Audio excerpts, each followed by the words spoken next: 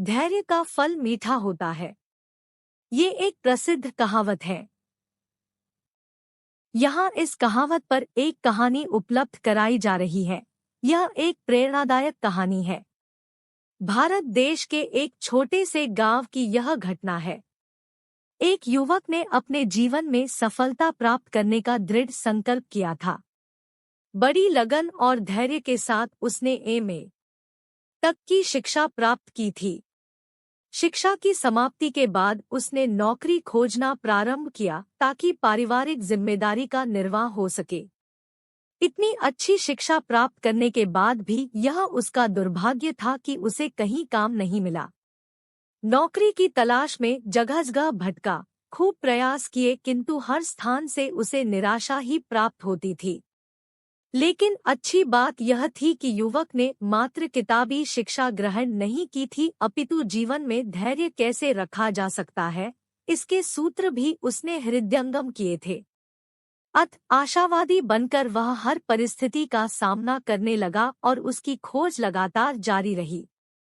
और इस कार्य में उसका आत्मविश्वास उसे बल देता था। फिर तो जहाँ चाह की इतनी उत्कृष्टता हो वहाँ राह को 7 समंदर पार करके भी आना पड़ता है। एक दिन वह काम की तलाश करता हुआ एक सेठ के बंगले पर पहुंचा जो बहुत बड़ा व्यापारी था। युवक ने सोचा सेठ के पास कई काम हो सकते हैं। जिस समय वह सेठ के घर पहुंचा उस समय वे अपनी गाड़ी में बैठकर जाने की तैयारी में थे। युवक सेठ को आदरपूर्वक नमस्कार करके प्रार्थना के स्वर में बोला, सेठ जी, मैं काम की तलाश में आप तक पहुंचा हूं। यदि मेरे लायक आपके पास कोई काम हो तो मुझे अवश्य दिया जाए। मैं एमए पास हूं। सेठ ने एक गहरी दृष्टि युवक पर डाली और उसकी उत्कंठा व मजबूरी का एहसास करते हुए बोले, एक काम करो, ये जो सामने पत्थरों का ढेर पड़ा है, इन्हें उठाकर इसी बगीचे के दूसरे कोने में रख दो। जब तुम्हारा कार्य पूर्ण हो जाए तब मुझसे ऑफिस में आकर मिलना। एक पल की देरी किए बिना वह युवक श्रमपूर्वक कार्य में जुट गया। एक एक करके उसने वे सारे पत्थर उठाने प्रारंभ कर दिए। बड़ी लगन और कड़ी मेहनत के साथ उसने सेठ के द्वारा बताए गए स्थान पर वे सारे पत्थर रख दिए।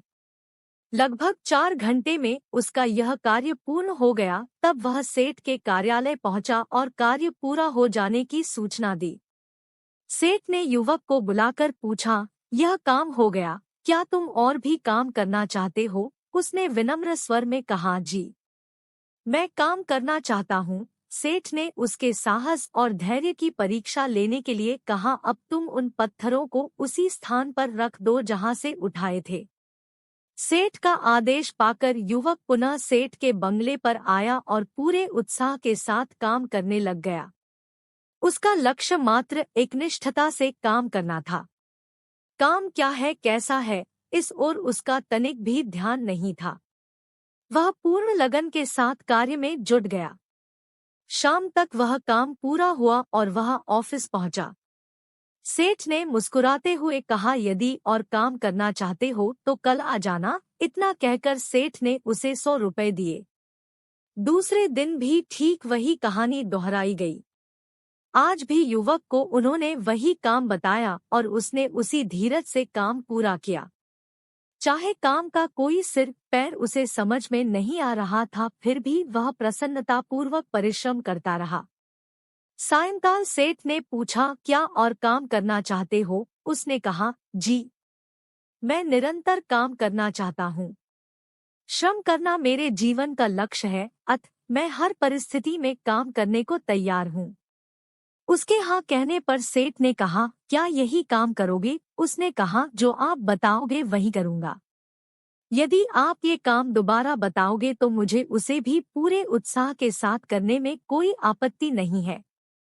इतना सुनते ही सेठ ने कुर्सी से उठकर युवक की पीठ थपथपाते हुए कहा, शाबाश बेटे, मैं तुम्हारे धैर्य की परीक्षा ले रहा था। कल से तुम मेरे ऑफिस के मैनेजर नियुक्त किए जाते हो।